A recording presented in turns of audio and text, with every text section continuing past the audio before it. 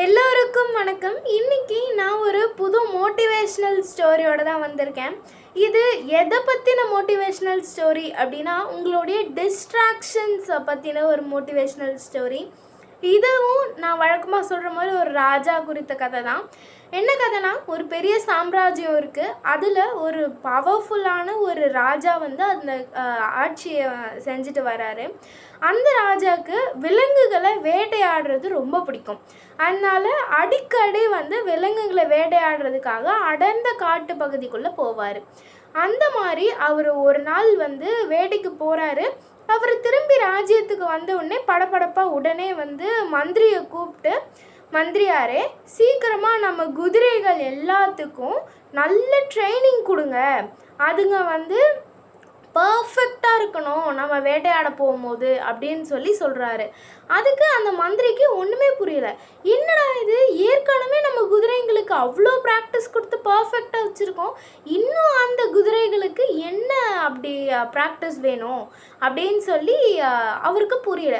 அதனால் அமைச்சர் வந்து, அதாவது மந்திரி வந்து அமைச்சர் வந்து அந்த ராஜாக்கிட்டேயே கேட்குறாரு, ராஜாவே, நம்ம குதிரைங்க எல்லாத்துக்கும் ஏற்கனவே பயங்கரமாக நம்ம வந்து பயிற்சி கொடுத்துருக்கோம். அது ரொம்ப பர்ஃபெக்டாக ட்ரெயின் ஆகிருக்கு. இதுக்கு மேலே அந்த குதிரைங்களுக்கு என்ன ட்ரைனிங் வேணும்னு நீங்கள் நினைக்கிறீங்க அப்படின்னு கேட்குறாங்க. அதுக்கு அந்த ராஜா என்ன சொல்கிறாருன்னா, மந்திரியாரே, நான் என்ன சொல்கிறேன்னா, அந்த குதிரைங்களை நான் வேட்டையாட கூட்டிகிட்டு போகும்போது அந்த குதிரைங்க சும்மா நின்றுட்டுருக்க நேரத்தில் தலையை ஆட்டுதுங்க. அதுங்க தலையை ஆட்டாமல் அப்படியே நிற்கிற மாதிரி எனக்கு ட்ரைனிங் பண்ணி கொடுங்க அப்படின்னு சொல்கிறாரு. வழக்கமாக விலங்குகள்னாலே ஏதாவது ஒரு இடத்துல சும்மா நிற்கும் போது தலையாட்டுறது, காலாட்டுறது, வாலாட்டுறதுலாம் ரொம்ப சகஜமான ஒரு விஷயம். ஏன், ஒரு கொசு அதோடைய காதுக்குள்ளே போனால் கூட தான் அது தலையாட்டும். இது அவ்வளோ பெரிய விஷயம் கிடையவே கிடையாது. ஆனால் அதுக்கு ட்ரைனிங் கொடுக்கணும் அப்படின்னு சொல்கிறது இந்த மந்திரிக்கு ஒன்றுமே புரியலை.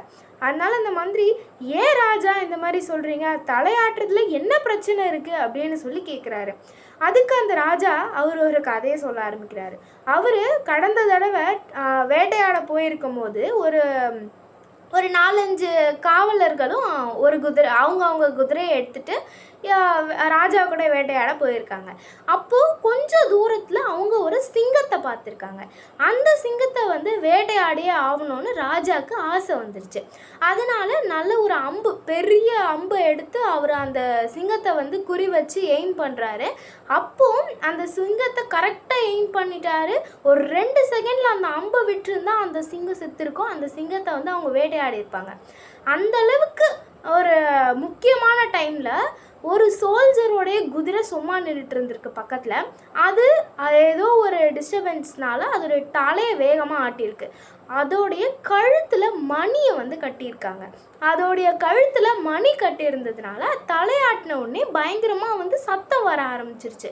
அது பயங்கரமாக சத்தம் வர ஆரம்பிச்சதுனால இந்த ராஜா குறி வச்ச அந்த சிங்கம் உஷாராகி இவங்களை தாக்க வந்துருச்சு. ஸோ இவங்களை தாக்க வந்ததுனால எப்படியோ இவங்க கஷ்டப்பட்டு அந்த சிங்கத்துக்கிட்ட இருந்து தப்பிச்சு திருப்பி ராஜ்யத்துக்கு வந்திருக்காங்க. ஸோ இது அந்த ராஜாவுக்கு பிடிக்கல. அந்த குதிரை ஏன் தலையை ஆட்டுச்சு, அந்த குதிரை தலையாட்டினதுனால தான் அந்த சிங்கம் மிஸ் ஆயிடுச்சு அப்படின்னு ராஜா வந்து மந்திரி கிட்ட சொல்கிறாரு. அதுக்கு அந்த மந்திரி வந்து, ராஜா, இந்த மாதிரி குதிரை கிட்ட பிரச்சனை கிடையாது. குதிரை கழுத்தில் யாராவது மணியை கட்டுவாங்களா? அது கூட வேட்டைக்கு போகிற குதிரையோட கழுத்தில் மணியை கட்டினது தான் இங்கே பிரச்சனையே தவிர அந்த குதிரை தலையாட்டினதில் பிரச்சனை இல்லை. குதிரை தலையாட்டினா அங்கே சத்தம் வராது, அந்த மணியினால தான் சத்தம் வந்திருக்கு. அது என்ன மாடா மணி கட்டுறதுக்கு அப்படின்னு அந்த அமைச்சர் கேட்டிருக்காரு. அதுக்கப்புறம் தான் அந்த ராஜாவுக்கு ரியலைஸ் ஆகுது, ஓ ஆமாம்ல, அந்த குதிரைக்கு என்ன பண்ணோம், அது தலையாட்டினதில் தப்பு இல்லைல்ல, அது கழுத்தில் அந்த மணி கட்டி வச்சது தானே தப்பு அப்படின்னு அந்த ராஜாவுக்கு ரியலைஸ் ஆகுது. ஸோ இந்த கதை மூலயமா நம்மளுக்கு என்ன தெரியுதுன்னா, நம்ம வாழ்க்கையில் நம்ம கோல்ஸ் அச்சீவ் பண்ண போகும்போது நம்மக்கிட்ட இருக்கக்கூடாதது, அதாவது அந்த மணி போன்றது என்னென்னா டிஸ்ட்ராக்ஷன்ஸ். ஃபார் எக்ஸாம்பிள், இப்போ நீங்கள் வந்து ஒரு எக்ஸாமுக்கு படிக்க போகிறீங்க. எக்ஸாமுக்கு நாளைக்கு உங்களுக்கு எக்ஸாம்னா சரி ஓகே, ஃபோன் எடுத்து நோட்டிஃபிகேஷன் பார்க்கலான்னு ஓப்பன் பண்ணுவீங்க. அந்த நோட்டிஃபிகேஷன் பார்க்கலான்னு ஓப்பன் பண்ணால் உடனே 4 பேர் மெசேஜ் அனுப்பிச்சிருப்பாங்க. அது உள்ள மூழ்கி போய் சரி ஓகே அப்புறம் படிக்க ஆரம்பிக்கலான்னு பார்த்தா திடீர்னு உங்களுக்கு அது தோணும், ஃபோன் பக்கத்துலேயே இருந்துச்சுன்னா அதை பார்க்கணும் அப்படின்னு உங்களுக்கு தோணும். ஸோ இந்த மாதிரி டிஸ்ட்ராக்ஷன்ஸை அவாய்ட் பண்ணிவிட்டு நீங்கள் என்ன அச்சீவ் பண்ணமோ அதை நோக்கி மட்டும் போனீங்கன்னா நீங்கள் சக்ஸஸை கண்டிப்பாக பார்க்கலாம். So this is my point. உங்களுக்கு அண்டர்ஸ்டாண்ட் ஆகிருக்கும்னு நான் நம்புகிறேன். இந்த கதையும் உங்களுக்கு பிடிச்சிருக்கும்னு நான் நம்புகிறேன். ஸோ தேங்க்யூ, நன்றி, வணக்கம். என்னோடய சேனலை சப்ஸ்கிரைப் பண்ணுங்கள். தேங்க்யூ.